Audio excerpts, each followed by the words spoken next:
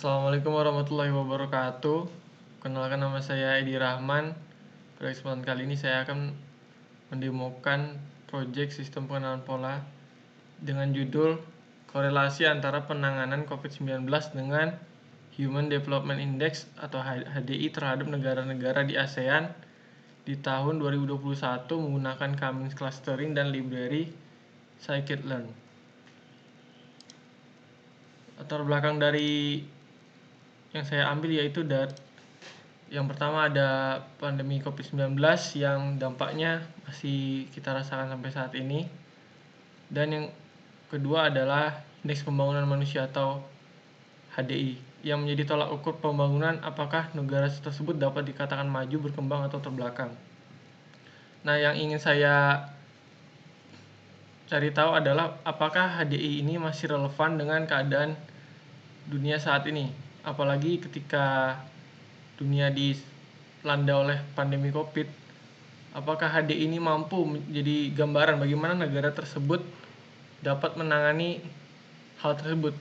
Jadi semisal di masa depan ketika ada bencana lain atau bencana global yang mempengaruhi dunia, apakah HDI tersebut bisa memprediksi bagaimana negara tersebut menanganinya.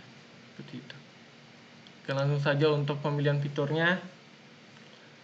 Ada yang pertama populasi negara di ASEAN. Dia ada confirmed case COVID-19, recovery risk-nya yang sembuh, yang meninggal. Kemudian ada rasio meninggal dan recovery risk, dan rasio recovery risk dan yang meninggal. Kemudian ada rasio population dan confirmed case atau PC. Kemudian ada jumlah ranjang rumah sakit, hospital bed, jumlah infrastruktur kesehatan, laju vaksinasi, dan faktor ekonomi, yaitu GDP per kapita. Nah, untuk 4 fitur yang saya kasih warna merah ini saya anggap tidak termasuk, karena yang pertama ada alasan kurangnya keterkaitan, dan kedua ada alasannya mungkin kekurangan tersediaannya data untuk negara-negara di ASEAN. Kemudian untuk yang fitur terakhir, itu adalah fitur yang ingin kita temukan korelasinya, itu HDI. Jadi total ada 6 fitur dari COVID-19 itu sendiri, dan yang satu lagi fitur dari korelasi untuk HDI-nya. Nah, selanjutnya untuk dataset dan klasifikasinya, saya menggunakan data sekunder dari berbagai sumber, ada dari WHO, UNDP, Microtrends, dan lain-lain. Untuk populasinya sendiri, yaitu adalah negara-negara yang diakui oleh PBB. Jadi semisal kalau negara Maluku Utara atau OPM, Papua Merdeka, itu tidak termasuk dari populasi tersebut. Dan sampelnya sendiri yaitu dalam proyek kali ini yaitu adalah negara-negara di ASEAN. Itu total ada 10 negara, termasuk Indonesia itu sendiri. Selanjutnya untuk label kelasnya dibagi 4 menjadi dari label HDI-nya tersebut. Itu yang pertama ada very high, medium, dan low.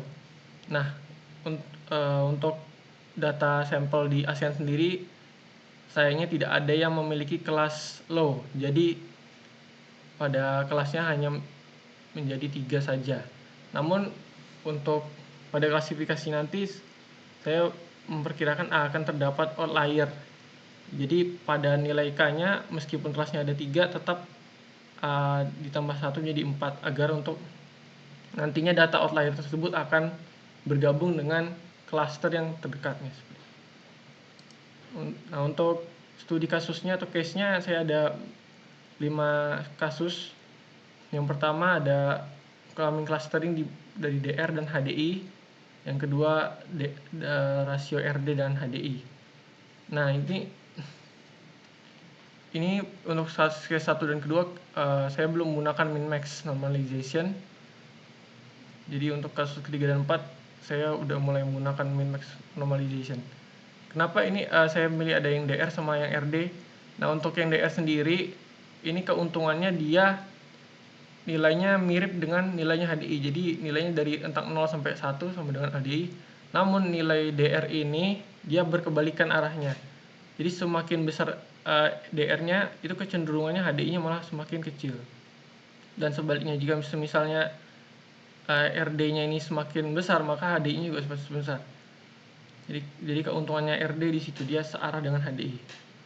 Nah, untuk case kelima, saya akan melakukan reduksi PACA. Jadi kan tadi ada 6 klaster dari COVID dan 1 klaster HDI. Jadi dari 7 klaster tersebut, di 7 fitur tersebut akan saya lakukan reduksi menjadi hanya 2 fitur saja.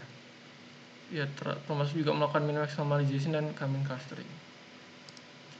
Selanjutnya, untuk teknik klasterisasi dalam program, saya menggunakan Jupyter Notebook Python 3 dengan library Pandas untuk meload file CSV, Matplotlib, dan eskalonnya. Eskalonnya sendiri itu ada min-max normalization, yaitu mengubah rentang data-data yang mempunyai rentang berbeda menjadi rentang yang sama, yaitu 0 sampai 1. Kemudian ada PCA Dimensionality Reduction yang tadi saya bilang, dari 7 fitur akan saya ubah menjadi 2 fitur. Ya, 2 fitur tadi akan dimasukkan menjadi X dan Y-nya dari grafik Klamin Clustering Algorithm. Jadi kami sini akan mencari centroid paling optimal dari beberapa kali iterasi. Dan terakhir, untuk hasil dan evaluasinya, saya menggunakan derajat korelasi dalam persen. Jadi nilai DK dari setiap negara itu akan bernilai 1 jika HDI negara tersebut yang tadi ada very high, dan medium itu akan sama dengan cluster labelnya nanti setelah dilakukan coming clustering.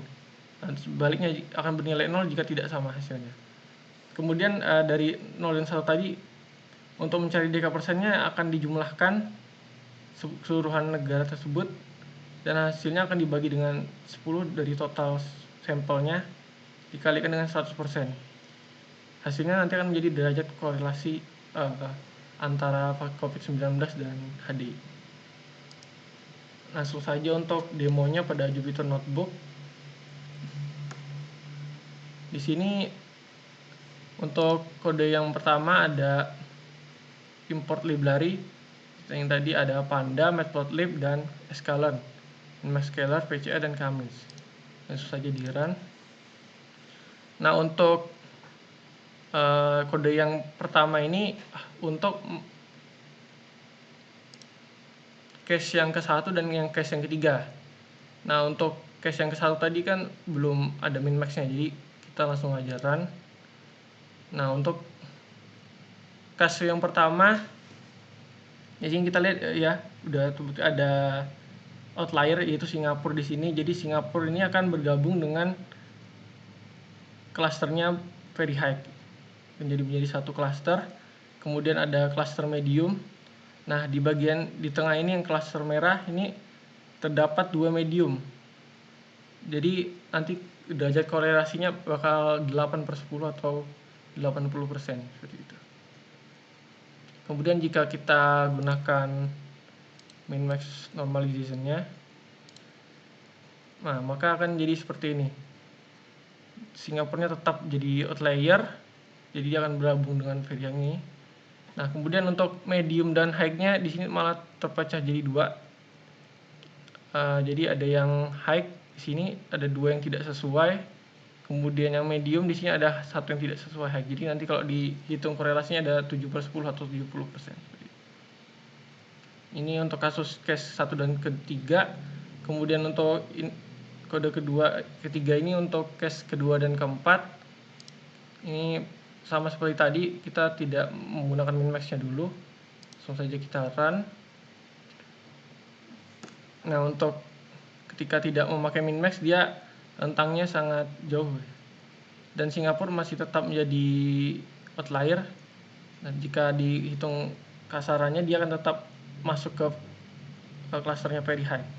Nah, namun di sini untuk klasternya high ini banyak yang terjadi ketidaksesuaian di sini untuk medium dan high-nya.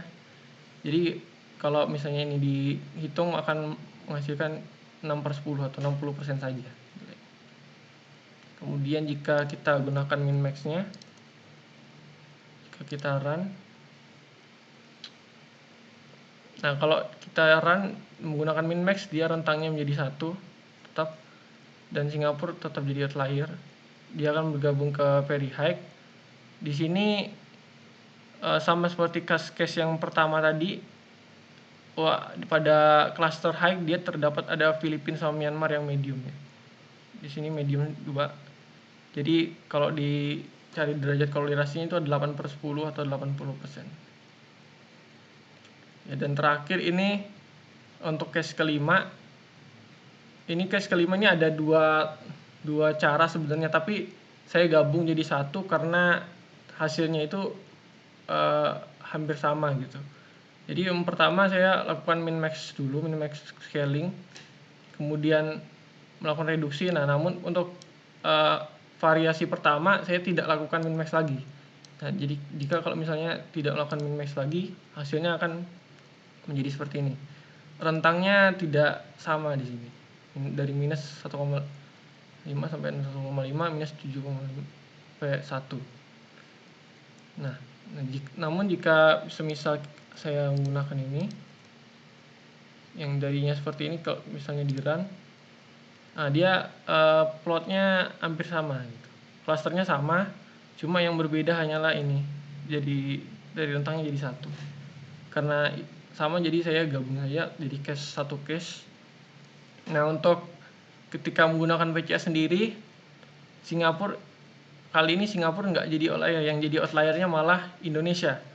Ini saya prediksikan itu karena Indonesia ini tadi kan ada fitur yang populasi, jadi mungkin Indonesia ini karena populasinya terbesar di ASEAN, dia yang malah jadi outlier, sedangkan Singapura yang populasinya sedikit dia tidak jadi outlier lagi. Singapura dan Brunei. Nah, jadi kalau gunakan PCA dia yang sesuai ini very high ada 2, kemudian yang medium ada 3. Kali ini yang sebelumnya 2 terus, sekarang ada 3 yang medium. Kemudian Indonesia yang outlier dia bergabung ke yang terdekat. Nah, yang untuk ini dia untuk cluster high dia ada 3 yang tidak sesuai, dia very high yang masuk cluster high dan Philippines yang medium yang masuk cluster high. Jadi ini kalau dihitung derajat korelasinya ada 7/10 atau 70%. Seperti itu. Nah, untuk selanjutnya ini adalah tabel hasil dan evaluasinya.